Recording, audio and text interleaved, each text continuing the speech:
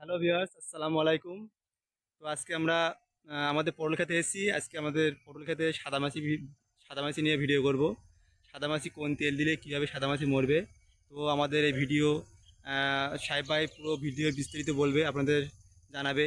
চলো আমরা সাহেবের কাছে চলে এসেছি। আমাদের সাহেব ভাই বলবে সাদামাছি নিয়ে, সাদামাছি কীভাবে চলে যাবে এবং সাদামাছি কোন তেল দিলে কাজ হবে ভালো, সেটা নিয়ে আমার সাহেব ভাই বলবে। সাহেব ভাই, সাদামাছি নিয়ে কিছু একটা বলো তো দেখি।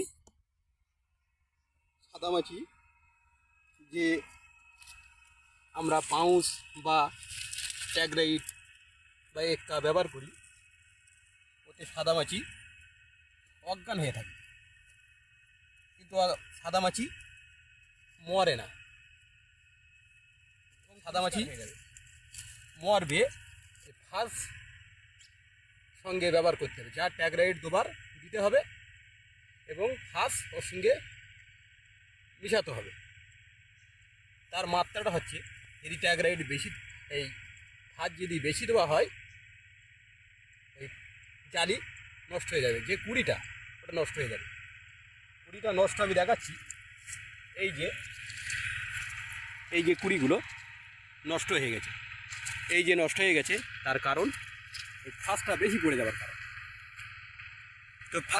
তো ফার্স্টটা বেড়াইলে কত টাকা করে দিলে পটলের জালিটা ভালো থাকবে, সেই নিয়ে একটু কিছু বলো। এক প্যাকেট মানে 25 গ্রাম যে ফাঁসের প্যাকেট হয়, ওই এক প্যাকেট মালটা 3টে ভাগ করতে হবে। ভাগ করে যা ট্যাগরাইট দুবার দিতে হবে, আর 15 লিটারে ওই 3/1 ভাগ মানে ফাঁস দিতে হবে।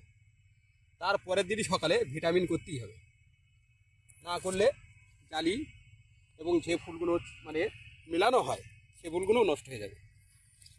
তো আপনারা দেখতে পাচ্ছেন খেতে ফুলজালি খুব ভালোই আছে এবং পটলও ভালোই আছে খেতে। তো সাদামাছি দেওয়ার পরে ভাই কোন ভিটামিন দিলে পটলটা ভালো মোটাবে সেটা একটু বলো দেখি। মিস্টার আর ইচেপিয়ান দিলে পটল মোটা হবে, দেখতে শুনতে ভালো হবে। আর যদি বলো না আরও বেশি বড় সাইজ লাগবে, তাহলে এগ্রিভিটা ব্যবহার করতে হবে।